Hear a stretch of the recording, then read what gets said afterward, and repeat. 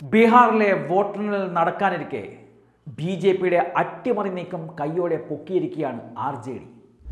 ഇ.വി.എം. മെഷീനുകൾ സ്ട്രോങ് റൂമിൽ നിന്നും അടിച്ചുമാറ്റി കൊണ്ടുപോകുന്നതാണ് ആർ.ജെ.ഡി. നേതാക്കൾ കയ്യോടെ പൊക്കിയിരിക്കുന്നത്. ബീഹാറിലെ റോഹ്താസ് ജില്ലയിലെ വജഗൃഹ കൗണ്ടിംഗ് സെന്ററിലെ ഇ.വി.എം. കടത്താനുള്ള ശ്രമമാണ് കയ്യോടെ പൊക്കിയിരിക്കുന്നത്. പുലർച്ചെ 3 മണിയോടെയാണ് കൗണ്ടിംഗ് സെന്ററിൽ നിന്നും പുറത്തേക്ക് പോയ ലോറിയിൽ ഇ.വി.എമ്മുകൾ കണ്ടെത്തിയത്. പുലർച്ചെ 2 മണി മുതൽ CCTV ക്യാമറകൾ ഓഫാണെന്നും ആർ.ജെ.ഡി. നേതാക്കൾ പറയുന്നുണ്ട്.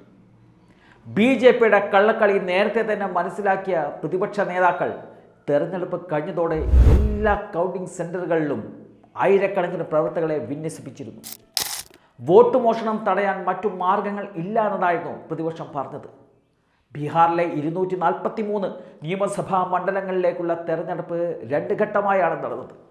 എക്സിറ്റ് പോൾ സർവേകളിലൊക്കെ NDA സഖ്യത്തിന് വലിയ മുന്നേറ്റം പ്രവചിച്ചിരുന്നുവെങ്കിലും അതൊക്കെ ബി.ജെ.പി. അനുകൂല ചാനലുകൾ സൃഷ്ടിച്ചതാണ് എന്നതായിരുന്നു ആർ.ജെ.ഡി. അടക്കമുള്ള പ്രതിപക്ഷ പാർട്ടികൾ പറഞ്ഞത്.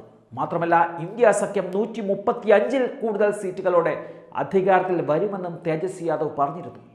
തേജസ്വിയുടെ ആ ഒരു കണക്കുകൂട്ടലുകൾ ശരിയാണ് എന്ന് വ്യക്തമാകുന്നതാണ് കഴിഞ്ഞ ദിവസം ബീഹാറിൽ അരങ്ങേറിയ ഈ അട്ടിമറി ശ്രമങ്ങൾ വ്യക്തമാക്കുന്നത്. എന്ത് നെറികേടുകൾ ചെയ്തും ഭരണം പിടിക്കുക എന്നുള്ള ബി.ജെ.പി. അജണ്ടയാണ് ഇപ്പോൾ ഇത്തരത്തിൽ ബീഹാറിൽ നടത്താൻ ശ്രമിച്ചത്. പലതരം തട്ടിപ്പുകൾ നടത്തുന്നതിൽ ഒന്നു മാത്രമാണ് ഇപ്പോൾ പൊളിഞ്ഞു വീണിരിക്കുന്നത്. വോട്ടെണ്ണലിന് തൊട്ടുമുമ്പ് എല്ലാവരുടെയും കണ്ണുവെട്ടിച്ച് കടത്തിക്കൊണ്ടുപോകാമെന്ന് കരുതിയാണ് പുലർച്ചെ 3 മണി സമയം തെരഞ്ഞെടുത്തത്. അതിൻ്റെ ഭാഗമായി 2 മണി മുതൽ തന്നെ CCTVകൾ ഓഫ് ചെയ്ത് ഓപ്പറേഷൻ നടത്താനായിരുന്നു ശ്രമിച്ചത്. എന്നാൽ പ്രതിപക്ഷം ജാഗ്രതയോടെ നിലയുറപ്പിച്ചതോടെ ഈ നീക്കങ്ങൾ പാളുകയായിരുന്നു. രാജ്യത്ത് ജനാധിപത്യം കശാപ്പ് ചെയ്യാൻ കച്ചകെട്ടി ഇറങ്ങിയിരിക്കുകയാണ് ബി.ജെ.പി. അതിന് കൂട്ടുനിൽക്കുന്ന നിലപാടാണ് തെരഞ്ഞെടുപ്പ് കമ്മീഷന്റെ ഭാഗത്തു നിന്നും വരുന്നത്.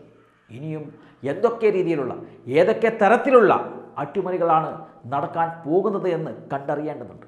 എന്തായാലും ഇ.വി.എം. അടിച്ചു മാറ്റിക്കൊണ്ടുപോകുന്ന ദൃശ്യങ്ങൾ ആർ.ജെ.ഡി. നേതാക്കൾ തന്നെ പുറത്തുവിട്ടിട്ടുണ്ട്. ആ ദൃശ്യങ്ങളിലേക്ക്